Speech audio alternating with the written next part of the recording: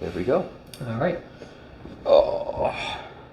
Dear Father, once again, we come to you this evening. Just thank you for blessing us with this time tonight, Father. Just being able to go through your word and give this time to you now, Father. Just ask that you will lead us tonight. Just teach us and instruct us, and just that we may just learn and grow in your word. And I pray all these things now in your name. Amen. Amen.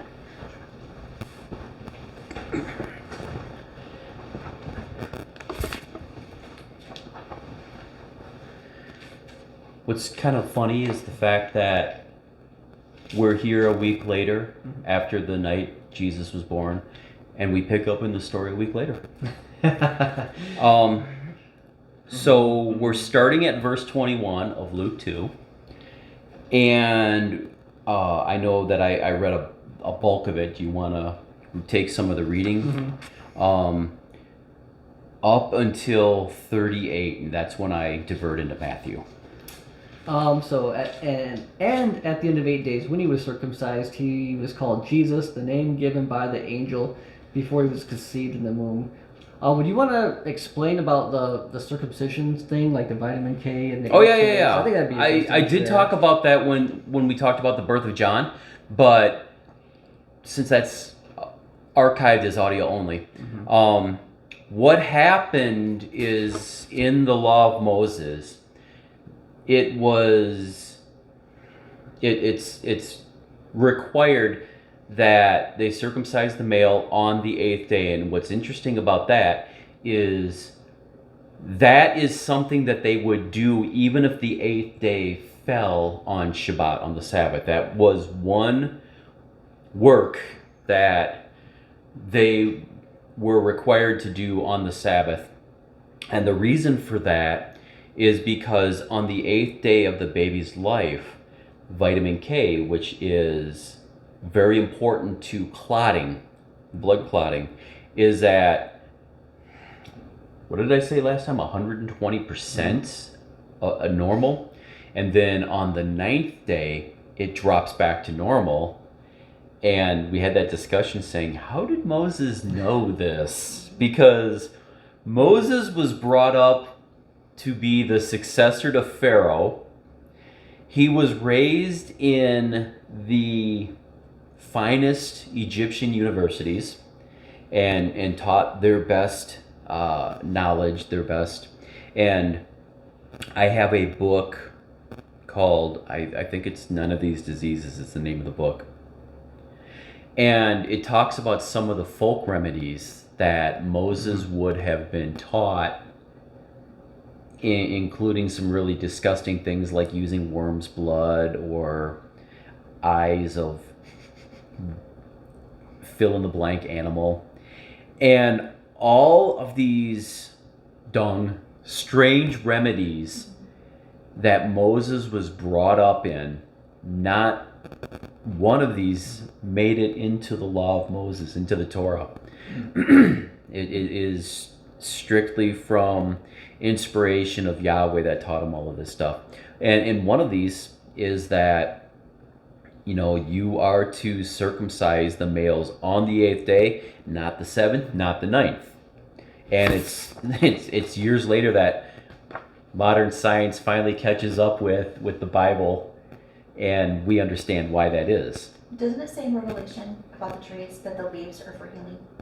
It seems like God gave plants for healing and animal products as food after the flood. Okay. So Egypt was way off. It's a good thing they came out of there. Yeah, that's kind of interesting to hear because vitamin K is actually one of the things that we give to if an individual's overdosed or has unusual findings when they're on warfarin. It's one of the reasons so many docs want to stop warfarin. Were you here when we talked about that? I don't know, but okay, because that would have been good for you to weigh in on. Yeah, no, vitamin K will reverse the effects of warfarin. You can do other things too, but reverse the effects of what? Of warfarin. Warfarin is warfarin. WARF. A-R-I-N? It's coumadin. It also goes. Oh, with okay, coumadin. the drug. And that's what you use on vermin. No. When you see. Okay. But it's very effective. Vitamin K is very effective. That's a fascinating point. That's really cool. So it's like an emergency treatment to thin the blood? You can give it emergently. Yeah, you can give it either IV or you can give it as an injection. But that's cool. That's just a cool. So you weren't here when we talked about it. No, you're right. I wasn't. I missed it. So I'm going to have to bring that book in. That's really cool. I'm going to have to bring that book in because it's... Doesn't surprise me, but it's really cool. When you read about all of what Moses was taught, would have been taught, Yes. the really weird... Of course, the law of Moses has some really weird things too, especially how to test if your wife has been unfaithful. Yeah. I don't remember that one. Don't remember that one? No. Do you remember that one? Oh, yeah. How to test if your wife has been Yeah. unfaithful?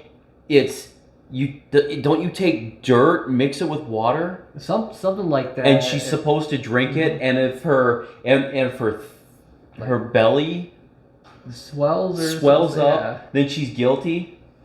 Oh.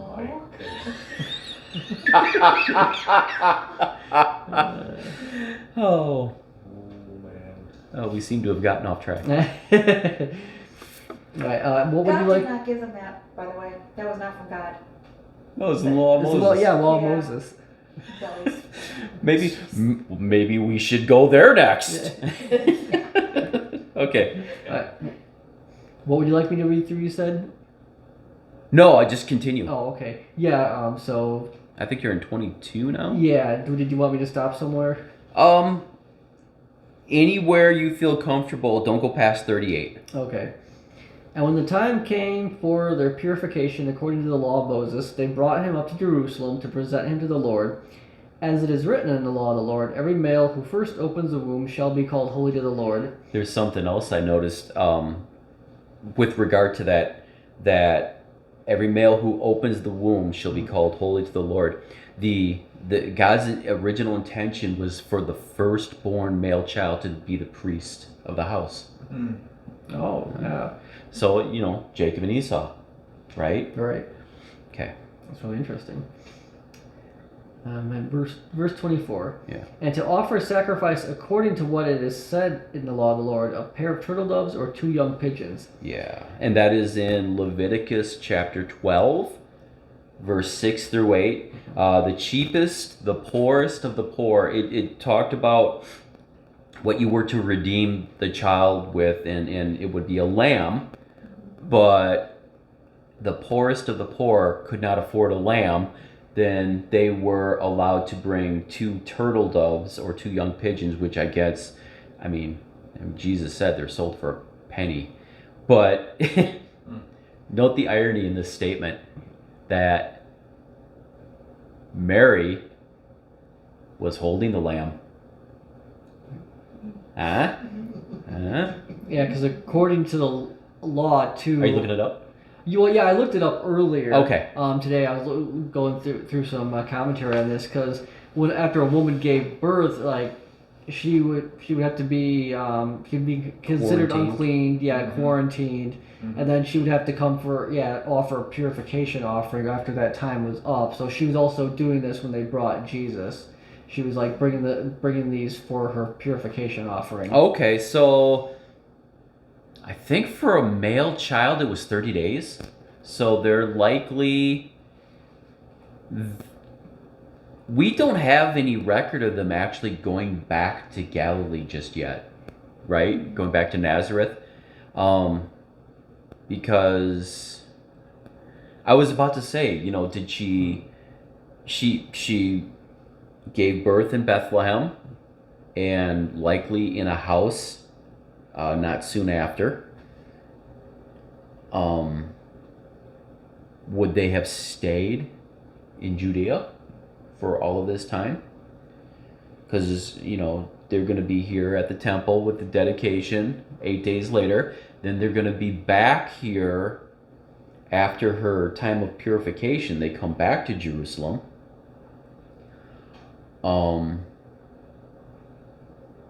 You know what? I wonder if they were back for the Feast of Tabernacles. Oh. because that would have been the fall feast. The 3 feasts where every able-bodied male Jew was required to be in Jerusalem was Passover, Feast of Trumpets. No, not Feast of Trumpets. Passover, Pentecost, and Feast of Tabernacles. And we talked last week, we speculated that his birth could have been on the 11th of September, which would have been Rosh Hashanah. So the next feast where the men were required to be would have been Feast of Tabernacles, which does, I can't remember if it's a month later, but it is. They could be back for this. I mean, I would think that they would have to go back to Nazareth for his work. Mm-hmm. And yet, we're going to see tonight, we're going to talk about Matthew chapter 2, where they are still in Jerusalem or Judea, in Bethlehem, as a matter of fact. So. And that was a note too, because she couldn't afford a lamb, so she had to do 2 turtle doves instead of a turtle dove and a lamb, which means the wise men hadn't visited them yet and given them gifts, which I know you'll explain later. So, Was there any follow-up following circumcision, like, anything that they had to do afterward? I'm just curious, as far as protocol. Oh, that might be. I didn't know of anything. I'm just curious. Yeah, I don't. I haven't looked in the law of Moses in so long. But it's interesting because so much of what the description would, or not laws, but what they were, patterns of behavior and all that were designed by God for their health and for that. And I'm curious if that was part of circumcision too, because if you know anything about the medical aspect of it, it does have advantages from a health standpoint, and that. So I'm just curious. He was thinking. I did point out when we talked about the John the Baptist. I did point out that cultures that practice circumcision have less instances of cervical cancer. Okay. I did find that out. Interesting. All right. yeah, the law doesn't talk much more. Just verse 3, it says, "On the 8th day, the flesh of his foreskin shall be circumcised." Okay. Then it continues on about, she shall continue for 33 days in the blood of her purifying, and it just kind of goes through that. Okay. Yeah, it's more of the childbirth thing. Yeah. It's fascinating. It is. It truly is. God just had it all planned. All right. So back. 25. 25. All right. Now there was a man in Jerusalem whose name was Simeon, and this man was righteous and devout, waiting for the consolation of Israel, and the Holy Spirit was upon him. And it had been revealed to him by the Holy Spirit that he would not see death before he had seen the Lord's Christ. And he came in the Spirit into the temple, and when the parents brought in the child Jesus to do for him according to the custom of the law, he took him up in his arms and blessed God and said, "Lord, now you are letting your servant depart in peace, according to your word. For my eyes have seen your salvation, that you have prepared in the presence of all peoples, a light for revelation to the Gentiles, and for glory to your people Israel." What does it say in verse 30? For my eyes have seen your salvation. My eyes have seen your what? Salvation. Yehoshua. My eyes have seen Yehoshua. Your salvation. I have a dramatized New King James Version, New Testament on tape. And I used to listen to it on my commute. And Simeon, I always remember Simeon because whenever I would come up to this, I could hear his voice when I read this. "No, you're letting your servant depart in peace." Because he would have been so old, he would have sounded like Master Splinter, right? "According to your word. For my eyes have seen that death comes to us all, Orokosaki. Go ahead with. Anything else? A light, verse 32. A light to bring revelation to the Goyim. Yes, the Gentiles. And the glory. So, a light to bring revelation to the Goyim, one, and the glory of your people, Israel. So two things are being shown there, and this, I don't have any notes on that, just by the way. It's just an observation I'm making right now. Like Luke once again, pointing out the salvation for the Gentiles. Yes. Yeah. I get that now. Yeah, I'm starting to notice that more now that that's kind of that our mindset that Luke was writing this to Gentiles about Jesus came is not just for the Jew but also to save the whole world, to save the Gentiles as well. So. And I mean, he would have been in the company of Paul. He would have really gotten to know a lot of Gentiles who came to the faith. Mm-hmm.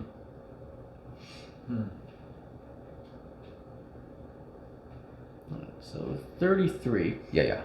And his father and his mother marveled at what was said about him. And Simeon blessed them and said to Mary his mother, Behold, this child is anointed for the fall and rising of many in Israel, and for a sign that is opposed, and a sword will pierce through your own soul also, so that the thoughts from many hearts may be revealed. And I do have a note on that about the thoughts from many hearts may be revealed.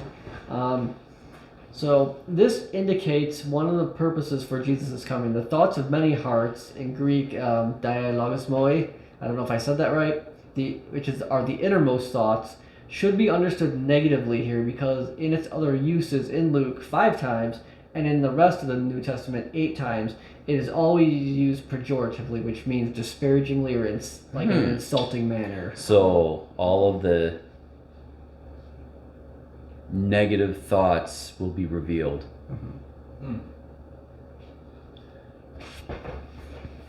Talk a bit about, yes, a sword shall pierce through your own soul also, when he's talking to Mary.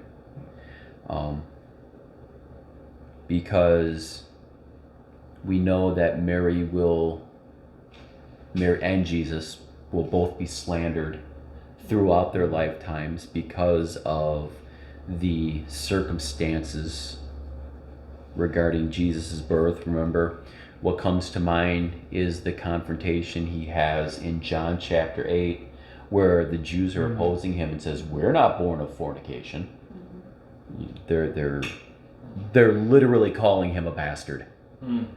And Jesus has the perfect comeback. He's like, you want to talk about my parent? I'll talk about your parentage.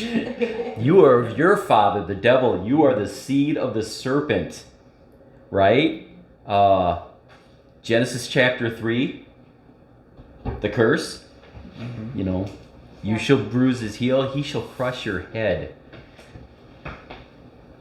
So, I think also, that is so heated. Go ahead. It also made allusion to that, Mary, she's gonna watch Jesus be crucified, so she's gonna have to sit there. That's the big one. Go through that. Right. That of course is the big one, is that she's going to be at the foot of the cross when he is being crucified. She's going to watch him go through that suffering. There's so many swords will pierce through her soul.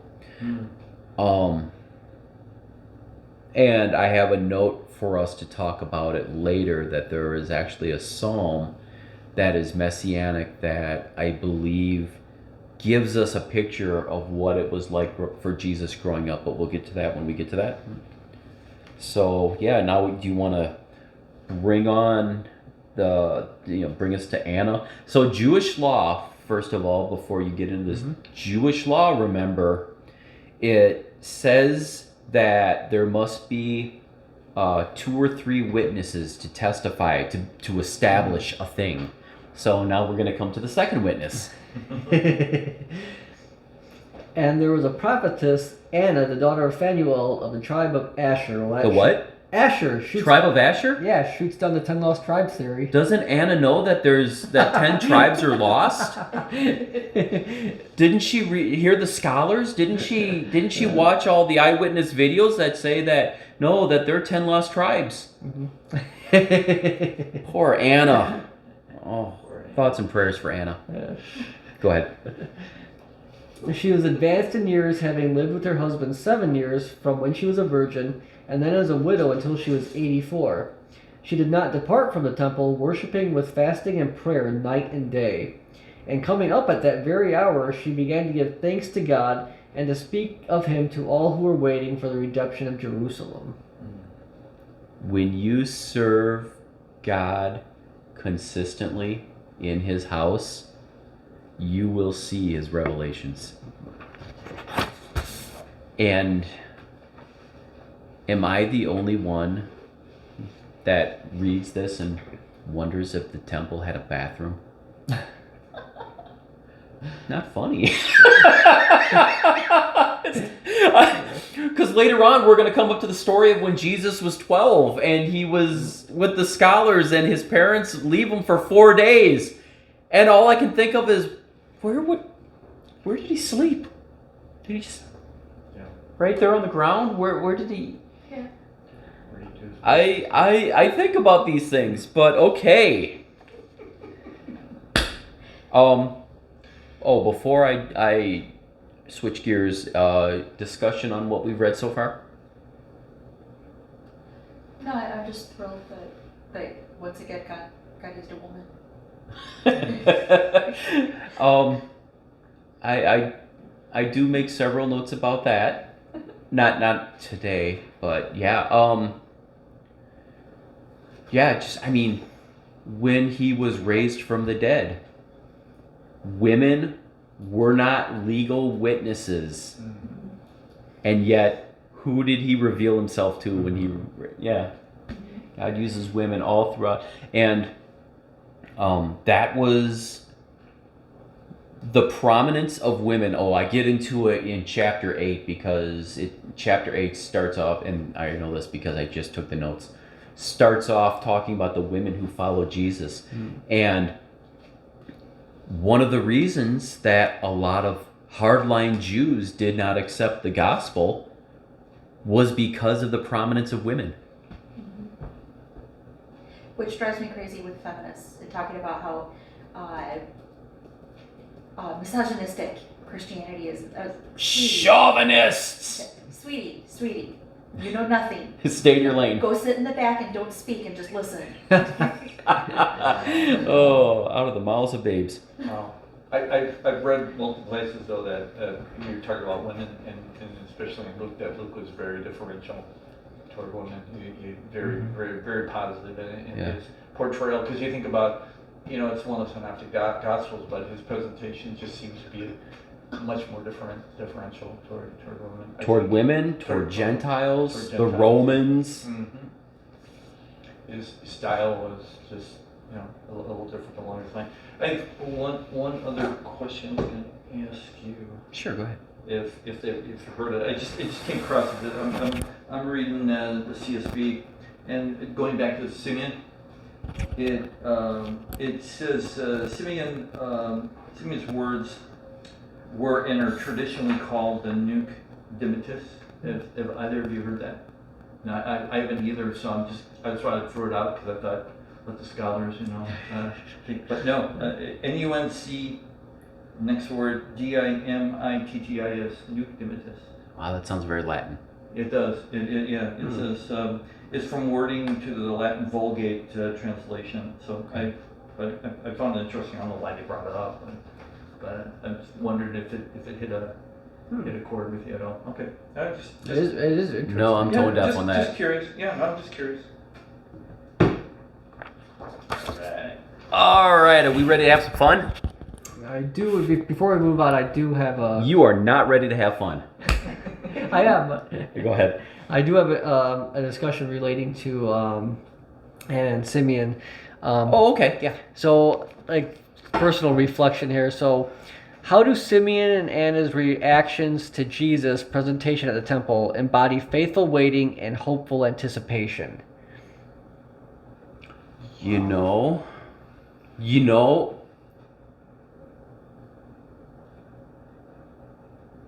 the scholars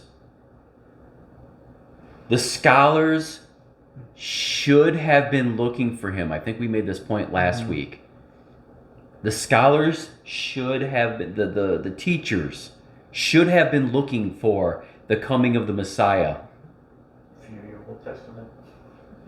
And it was two people who, for all intents and purposes, were unknowns, but had the Holy Spirit. Yeah. And God told them, and they were faithful. God told them because they were faithful. So it wasn't the mega churches. It wasn't the mega churches. It was the poor. It was the welfare recipients that had God's Spirit, and they were looking. That's another theme that comes up all throughout the gospel. Watch, right? Right. And another thought was Simeon was, and I read it in some commentary somewhere, but there would have been multiple children being brought in, and it had to be the Holy Spirit that pointed out that's the one. Yeah. That's the one. Oh, you gave him the bum chair. Oops. Sorry. Oh, swap chairs. Yeah, definitely swap chairs. I'm always having to fix that one. That was close. Felt that. And if you go down, you're the doctor. Oh, jeez. There wouldn't be a doctor to fix you. Man, yeah. I even straightened that up tonight. Sorry about that. No, that's been like that. That's not your fault. Yeah. Okay. No, I just moved and stuff like I'm going. Yeah, I saw the leg of the chair just start to go.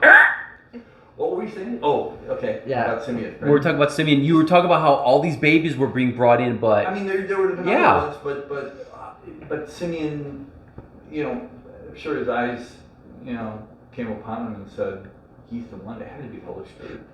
did he wake up getting the revelation that today's the day? That's the other thing. Yeah. Why on that day? Why on this day? But yeah, I never. I, Thanks for being here. it's an interesting note. Interesting Yeah. point. Really. Yeah. You never think about that. All babies coming in and out, dedications, what have you. Is the temple where the circumcisions took place? Good question. Yeah. So. And I'm sorry, there had to be another mom in the room like, where's that baby? That's right. Yeah. Have you seen Shlomo?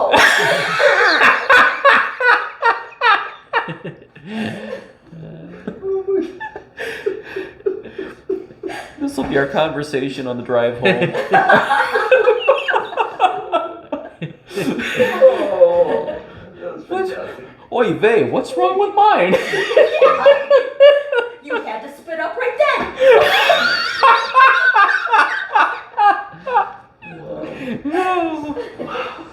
Oh, I need a moment. Okay, That was great. there's the moment. I just think too, like, how long had both of them been waiting? Because it talks about how advanced in the years they were. So how long they'd been waiting and just remaining faithful through all those years. And it's like Simeon's like, yeah, now I can finally pass. Like he would not die until he saw the Savior. Is that an exclamation of achievement, Yeah. or okay, I'm ready to go now, God. Have I told you about my goiter? Yeah. Woohoo! Here. Achievement unlocked, death. Jeepers. I'm trying to be serious here. Sorry. I need a harumph. I think that's too a lesson for us, like being patient in the waiting, because as sometimes God tells us something, it won't come to pass right then. We have to wait for it. It's not always easy, but I think these two are a great example. I mean, look at how long they waited for this to be revealed to them, what they were waiting for, and just the faithfulness of they didn't become bitter in the waiting, they were full of joy and faith and just Well, I'm I hope. convinced. I think we need to put pictures of these two on our fridge. I'll bring in a sketch artist. Fridge-worthy? Fridge-worthy? Yeah. Are they fridge-worthy? They're probably in God's fridge. Boy. Well, Yeah, Good unless there's question. Good yeah, question. anything else. Larry, Yeah. do you want to hear something cool? Yeah, I do. Okay, we're gonna go to Matthew. All right. Yeah, you too? Because this all is tied in. This is where I talk about why your nativity scenes are wrong. I won't go so far as to say that you should burn them, throw them out and burn them, but I won't say that either. I'm going to read from Matthew chapter 2. Now after Jesus was born in Bethlehem of Judea in the days of Herod the king. What time is it? 7:34. I gotta be fast. You're doing great. In the days of Herod the king, behold, wise men from the east came to Jerusalem, saying, where is he who had been born King of the Jews? For we have seen his star in the east, and have come to worship him. When Herod the king heard this, he was troubled, and all Jerusalem with him. We tend to read this passage and we keep reading, right? The English doesn't do it justice here. Stop and look. It said Herod was so upset. I don't think it is in the New King James. It might be in the original King James. It said that Herod was so upset he trembled. Mm-hmm. And the entire city trembled. How could 3 guys on camels do this? Who were these guys? And what was the story here? The Magi are first mentioned in the book of Daniel. Whenever my notes say the book of Daniel, I keep wanting to look at you because you had done that study. I keep in my mind thinking, oh yeah, you're still studying it. It's probably been a couple of months, huh? Mm-hmm. The Magi were first mentioned in the book of Daniel as the priesthood of royal advisors in Babylon. And in Daniel chapter 2 verse 48, Daniel himself, after the telling of the dream, he is promoted to the title of Rab Maj, which was chief of the Magi. Nebuchadnezzar did this to him. So, they were the ones, the wise guys. They were the ones who studied the stars. We talked about this last week. They were the ones who had a lot of pagan knowledge, a lot of maybe alchemy, all the stuff that we talk about on Thursday nights in the Book of Enoch that we're being taught. This would have been like an official office of governing the city. They were advisors to the king, right? And they had their scrolls. They would know how to look for certain things. They would practice divination. They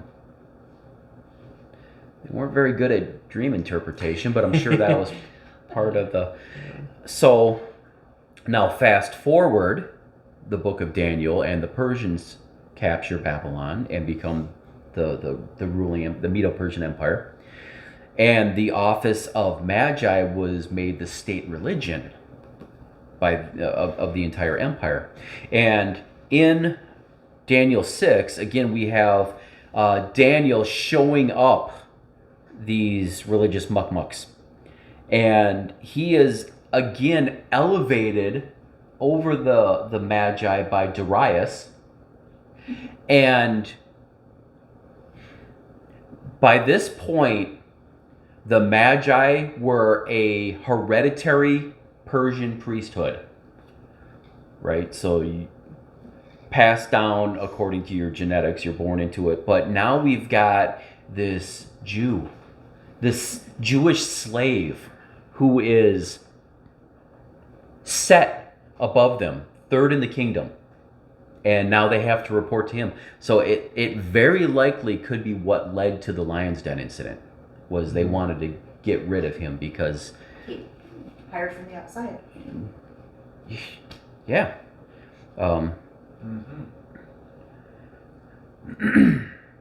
Yeah, jealousy, anti-Semitism, it's tale as old as time. Now, among their other functions, the Magi had the role of selecting the royal succession. They were the kingmakers, and they used their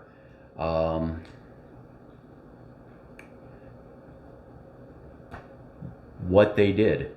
They used their divination to determine. They elected the king over the realm, and now fast forward again. Persians, of course, get conquered by Alexander the Great and the Greeks, who then divided the empire up among his 4 generals. And what happened was Israel and Persia were in this area that they were under the same general. And we know that in time, the Israel regained its independence under the Maccabean family. We memorialize that in the Feast of Hanukkah, the story of Hanukkah there. Persia, however, they regained their independence under the Parthian Empire. Now, Rome rises up, takes over the world, right? What was it? 66 BC, something like that? Yeah. Okay, so you answered that pretty quickly, which tells me you probably know more about the Roman history than I do. So I'm gonna lean on you. No, I'm just a huge fan of the Roman Empire. But yeah. And a lot of it came from my study of crucifixion. I did. Okay. Yeah, I did. And I did a presentation at a university. My director wanted a discussion about crucifixion. So it led to studying Rome, because Rome did everything. Like, they took so many things from so many countries and so many areas, and they perfected it. They were just such great engineers. Exactly. Crucifixion was another one. Crucifixion. Yeah. Crucifixion They didn't done invent for- it, but they perfected it. Perfected, and that's what I did with so many things. Roman concrete, all that. They did everything better, More efficiently. more efficiently. Now, so Rome rises up, takes over the entire world, with the exception of the Parthian Empire. And I have a map here. Interesting. So what happens is between the years of 66 BC and 217 AD, there are skirmishes between the Roman Empire and the Parthian Empire. They kind of jockey back and forth. So I have this. Okay. Fascinating.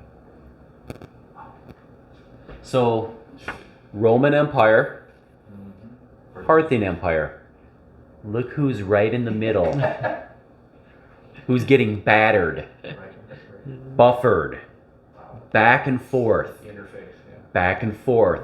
You have to stop and appreciate at this time kind of what a war zone the nation of Israel was, because it's on the front lines between these two warring empires, right? So It was the Parthians. They gave Rome the most problems, right? Rome was never really able to conquer and wasn't. they were such a It's like when they crossed over and tried to get them, they'd get their butts kicked. well, and they would take land. One would come over, take some land, and then several decades later, the other one would come back, reacquire the land over and over. So let's talk about King Herod for a second here. Now we know from the archivist Josephus that Herod was not Jewish, hereditary. He was Idumean. Do you know what Idumean is? No. Idumean was a descendant of Esau, Oh. the Edomites. Okay. And All right. Idumea was south of the Dead Sea. Yeah. They never, history teaches they were wiped out, but it's more like they kind of just assimilated, because they're literally cousins. I mean, Yeah. sons of Jacob, sons of Esau. King Herod was Idumean, and I believe there are many Idumeans alive today that are being passed off as Jewish, that a lot of people blame things on the Jews, but it's actually Idumeans. And I'm reminded of one of the parables Jesus tells, where a king or a landowner sowed good seed to bring up wheat, and while he slept, an enemy came in and sowed tares among the wheat. And then his servants notices. And what the curious thing about tares is, growing up, they look very similar to wheat. It is not until harvest time that you notice the difference. And of course, you don't want the tares because they are poisonous, right? And the servant said, there are tares growing up among the wheat. And then the landowner said, an enemy has done this. Well, do you want us to pull up the tares? No, because if you do that, you're going to pull up the wheat. So here's what we're going to do. We're going to let everything come to fruition. And then at the end of everything, we're going to take the tares, bind them up, and burn them. And we're going to take the wheat, bind it up, and put it in my barn. And I see this when I read about, let's say, people who say they are Jews but are not, right? Are they Idumean? But okay, that might be controversial. What we do know for certain is that Herod was definitely Idumean, and we heard this from Josephus. Herod the Great was an Idumean who used bribery and political maneuvering with Rome in order to get his position as king over Israel. He was appointed king of Israel by Rome, and this was all done while, like I said, there was this very turbulent state between Rome and. When Herod went to Rome, and I'm thinking of another parable. Do you remember when Jesus talked about the parable of the king, the king who went to a far country to receive his kingdom, his king. I'll bring it back. I'll remind you of this when we get to that parable. To receive his kingship, and then he comes back. I'm thinking, I wonder if he had Herod in mind when he told this parable. Anyway, Herod went to Rome to receive this appointment over Israel. He had to stay in Rome for 3 years because it was not safe for him to go back to Jerusalem because of how turbulent it was. And again, Herod, you can say good things and bad things. I mean, he did try to ingratiate himself to the people by building up the temple. Solomon made the temple, Nebuchadnezzar destroyed it, Zerubbabel rebuilt it, and It's called the Second Temple, so that's why this is all called the Second Temple period, the New Testament time. Herod did not build the temple, but he renovated it and expanded it. However, he was also not a nice person. He killed his own family members because he considered them rivals to his throne. And on his deathbed, it is said that he ordered the execution of several nobles. He did this to ensure that there would be mourners when he died. But guess what happened? When he died, the orders were nullified and they set him free and they celebrated instead.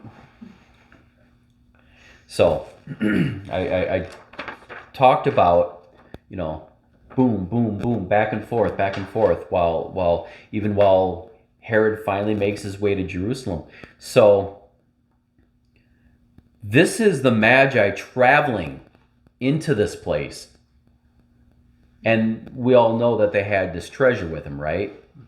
3 guys on camels. I have a picture that I found online. I think this looks a little bit more like what you could expect. Yeah. Armed cavalry. Yeah.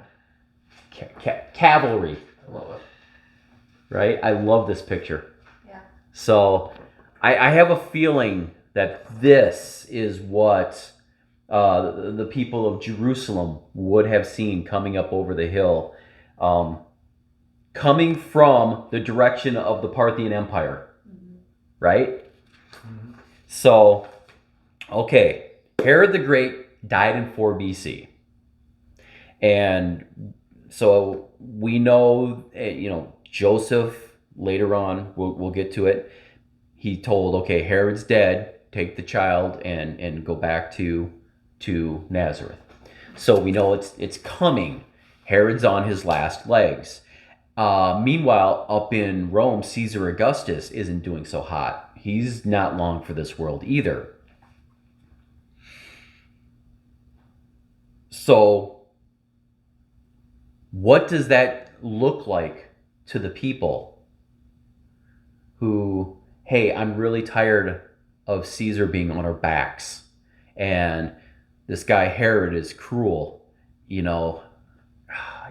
think we might want to hitch our wagon to the Parthians? Maybe that'll, I'm just saying there's probably rumblings. There might be, insurrectionists meeting in taverns kind of situations going on here. So this is the situation that is going on in this turbulent little nation when this arrives on their doorstep.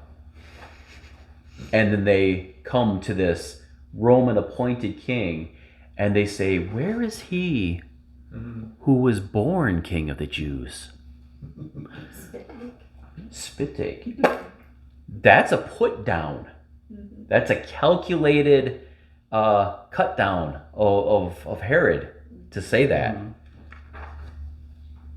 It intended to insult. So now maybe you can understand why Herod trembled in all of this. He's got a border incident for all he knows on his hands here. Getting back to the text. So Herod trembled when they said this. And when he had gathered all the chief priests and scribes of the people together, he inquired of them where the Christ was to be born. So they said, in Bethlehem of Judea. For thus it is written by the prophet, but you, Bethlehem, in the land of Judah, are not the least among the rulers of Judah, for out of you shall come a ruler who will shepherd my people Israel. This is Micah 5:2. Micah 5:2.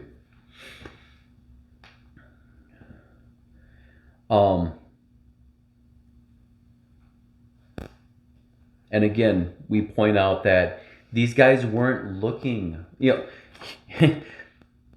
we're going to see here where Herod seeks to kill every male child 2 years old and under. So this gives us the indication that Jesus is a toddler by this time. So 2 years have passed, and you just wonder, where were these guys 2 years ago? right? Looking for the child. That's it, that who was revealed to, you know, to people with the Holy Spirit.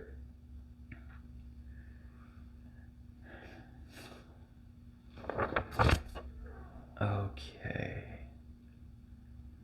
Then Herod, when he had secretly called the wise men, determined from them what time the star appeared, and he sent them to Bethlehem, saying, "Go and search carefully for the young child, and when you have found him, bring back word to me, that I may come and worship him also." When they heard the king, they departed. And behold, the star which they had seen in the east went before them, till it came and stood over where the young child was. When they saw the star, they rejoiced with exceedingly great joy.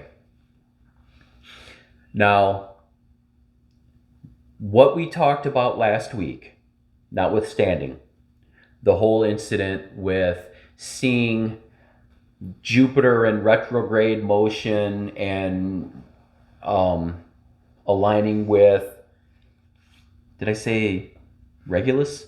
Regulus, the star Regulus, to form a conjunction and all of that.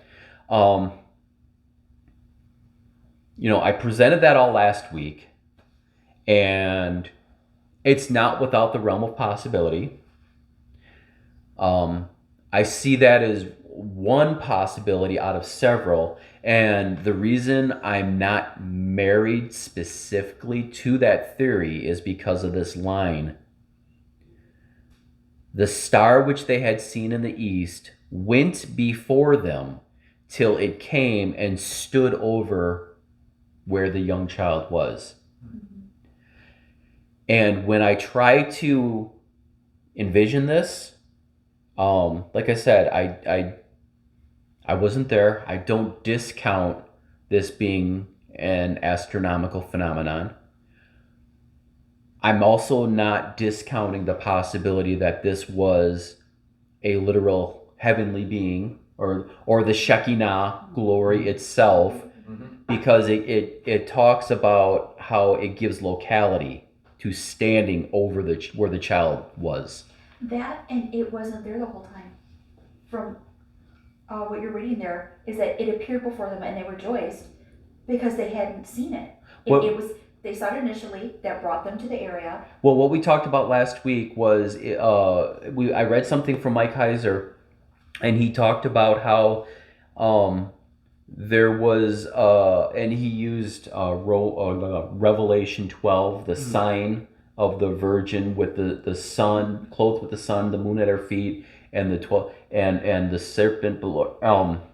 He talked about how Jupiter was known as the king planet, Regulus was known as the king star, and they formed a conjunction which would have made them brighter, which would have got their attention.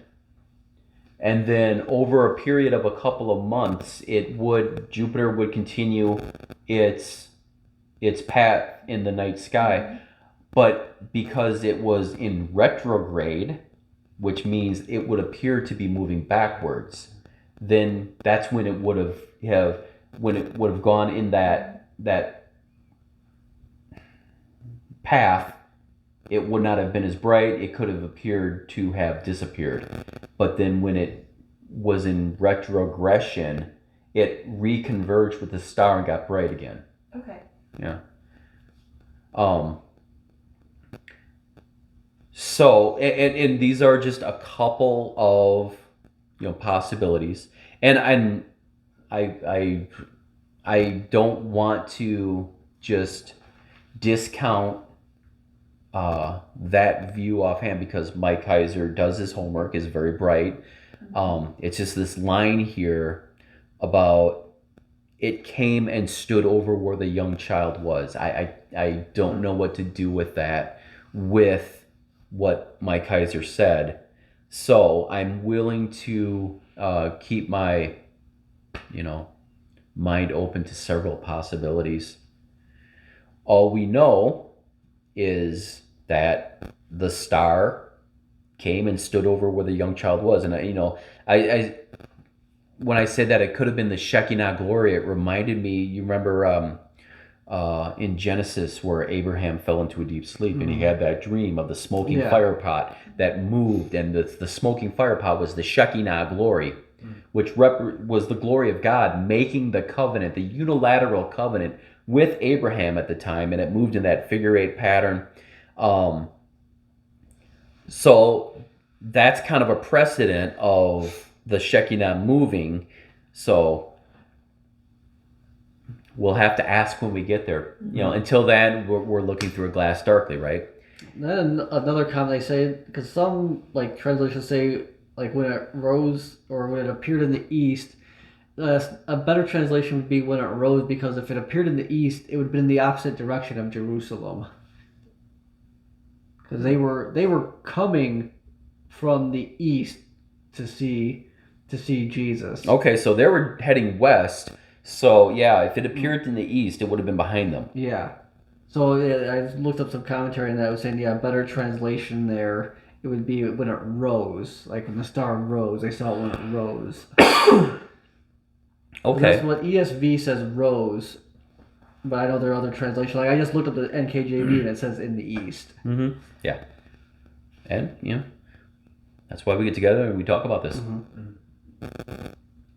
So it says, and when they come into the house, so yeah, now he's in a house. They saw the young child, not baby, with Mary his mother, and fell down and worshipped him. And when they had opened their treasures, they presented gifts to him: gold, frankincense, and myrrh. Why gold, frankincense, and myrrh?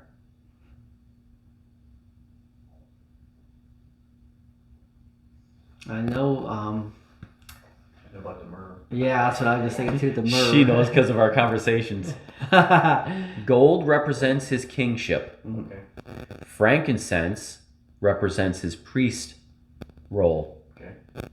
Myrrh represents his sacrifice, because myrrh was an embalming herb that gave off a fragrance when it was crushed. Frankincense also has healing properties. Mm. And as priest, he has come to heal us all. And when we went through Isaiah recently, we were looking toward future prophecy where the nations will come to him when he regains the throne of David, and they will present gold and frankincense, but not myrrh, because his death is behind him. I have something that I can't remember if I heard this or pondered it myself. It's highly speculative.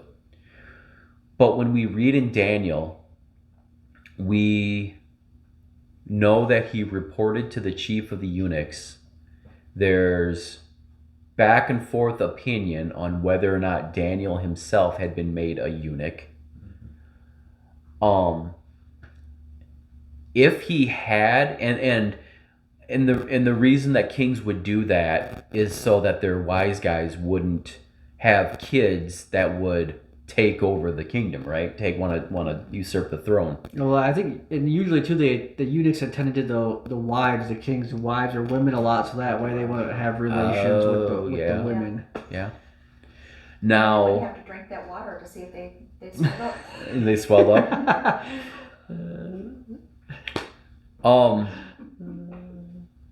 But we don't know if Daniel was ever made into a eunuch. If he was, he obviously would not have had offspring. And Daniel was rich. He was given the treasures of Babylon. He was given wealth by Darius and the Medo-Persian Empire. He would have had some. So I've often wondered, is some of this Daniel's inheritance that was given to Jesus? I wonder if sometimes. Yeah. If, I'm sorry. no, I'm sorry. I wonder sometimes if Daniel had deliberately saved it Yeah. for. And specifically delivered the instructions throughout the line of the Magi. Yeah. I've heard that. Yeah, this could have been instructions handed down from Daniel, like they learned about like the coming of Jesus from Daniel. So 6 centuries. yeah. Yeah, so they were actually looking for it. Yeah. And probably by that time we're like, whoa, it happens. Kind of like I never thought it would happen to me. Right. Was it like Back to the Future 2 when Marty arrives in the past? There's that guy waiting with the letter for him. Yeah. It's like that's what these. Hey, it's finally time. It's, We've got a bet going in the office if you'd ever even show up. Yeah. Okay, so I'm sorry. Did you have another comment? No. It's About how I just fascinated by the concept of Daniel. then being divinely warned in a dream that they should not return to Herod.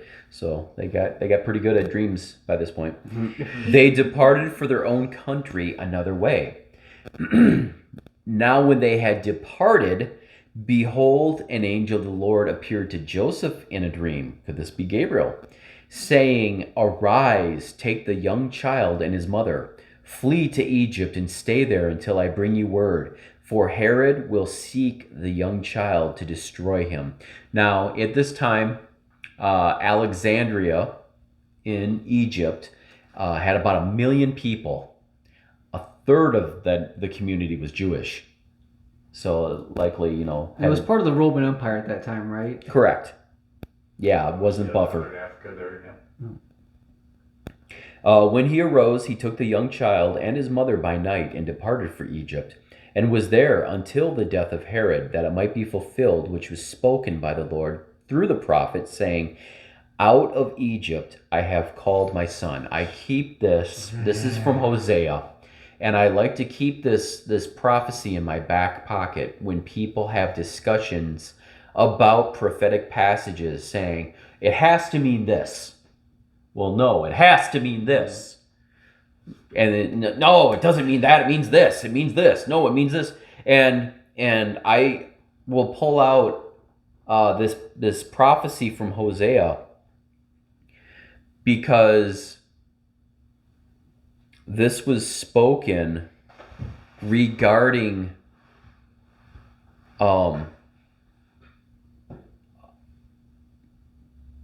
bringing Israel out of Egypt. Out of Egypt I've called my son. That's the meaning. Mm-hmm. Well, it also means I'm going to call my literal son Jesus out of Egypt.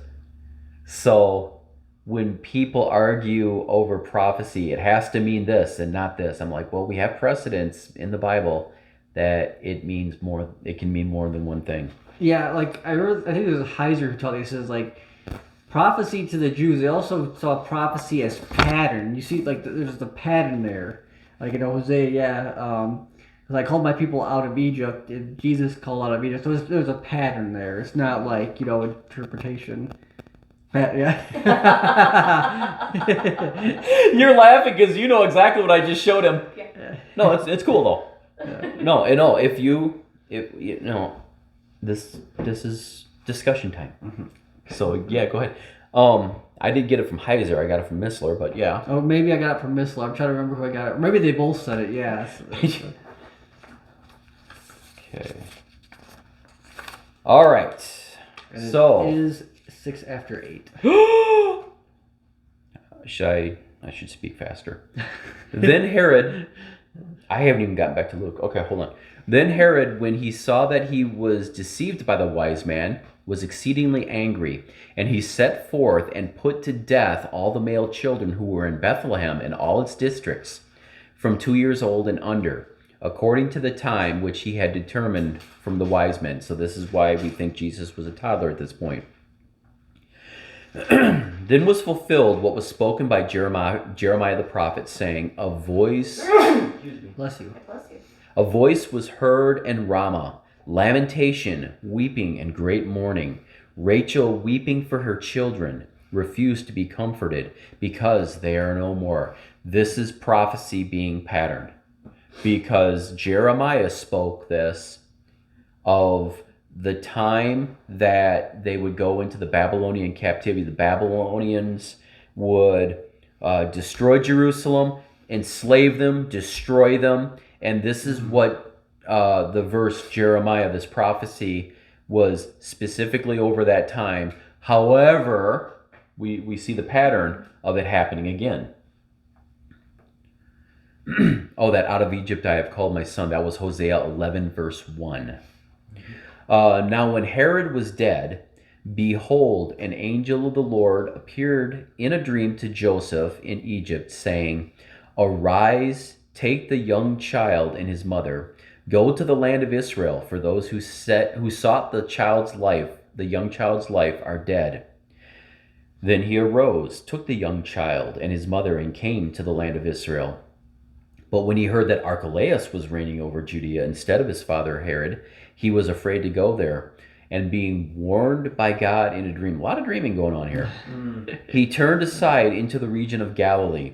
And he came and dwelt in a city called Nazareth, that it might be fulfilled, which was spoken by the prophets, he shall be called a Nazarene. He shall be called a Netzer.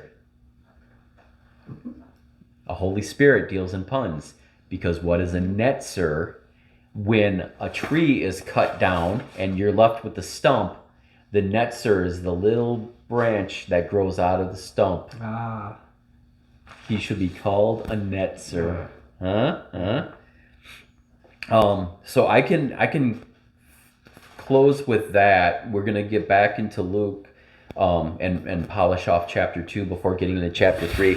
I wanted to bump my microphone. I wanted to show this. This is going to be a little bit difficult to see because of the color grading. This is a map of Galilee. Yeah. I can show you, but you've been there.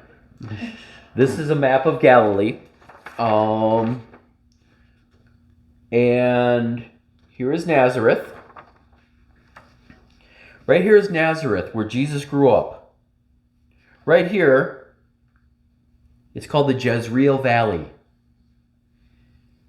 Nazareth is on an elevated land. Jezreel Valley, of course, a valley. So you can look over the Jezreel Valley into the city right here. Do you see what that city's named is? Megiddo. You have to wonder, when Jesus was growing up and playing in the hills, what was going through his mind as he would just watch over the valley of the Jezreel Valley and see off in the distance, knowing, did he know? Did he have that divine knowledge at that time? We'll talk about that next time too. But fun stuff. So now you want to tell the story about our nativity? Oh, yeah. It was after we'd gotten married, Keith's mom gave us a nativity scene that his grandma had painted. And my mom, I grew up with this. This was in our house. Yeah. So I set it up in the basement. That's where we put our Christmas decorations. And when Keith got home, I pointed out to him, was like, okay, yup, the manger's right there. And way over on the other side of the room, there are the wise men. I just kind of, well done, wife. All right. So now you can rethink your nativity scenes. It's when you were talking about the wise men having a dream and deciding to go home another route. I just, mental picture was him talking, was like, let's go this other way. I heard there's a Buc-ee's.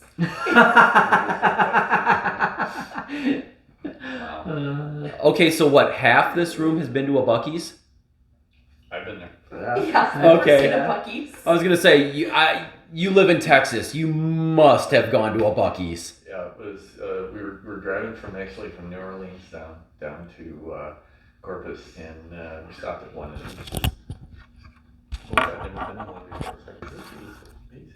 Well, have anybody? I don't know if anybody. No, Tyler's been to a Buc-ee's. You have. No, but I mean, you're having all these Europeans come, or not Europeans. Oh, but for the all World these Cup. people coming For the World Cup. For And dates. so many of them have been talking about Buc-ee's. Yeah. Really? They're posting pictures and like, this is actually a gas station. Now you're back in Texas at the end of June for a couple of days. I'm gonna leave a week from this Thursday, so yeah. When you come back, can you pack Buc-ee's in your bag and bring it? Oh. I mean, if I can drive to one because there's one that's a little bit of way. It'll fit, right? Bucky's. Bucky's will fit in your carry-on, right? But what specifically? Well, because there's so much. Yeah, beaver nuggets, beef jerky. Well, no, the whole thing. The whole thing. Just pack up the whole thing. And I mean, there's plenty of room in Roscoe, right? We just drop one right down. Yeah. Oh, they would. Can you imagine if they brought one up here? I mean, there's one in South Milwaukee. Well, one in South Milwaukee. Next year it opens, but it's going to be South Milwaukee somewhere. I tell you what. Interesting. I would rather build a Buc-ee's in Roscoe than build that casino in South. That's across the border, isn't it? The Ho Chunk. I think so. I think they're built. Yeah, you can see the tower cranes from here. But that one is under the control of the nation. Yeah. Right. Yeah, Ho Chunk. Ho Chunk. Yeah. We're a little salty because it's our secret back route to get to Beloit. Yeah. And now it's going to be congested with people. Yeah. I'm telling you. That whole thing. I'm old enough. I don't like change. Yeah, I know. Me too. I just don't like the context. It's think about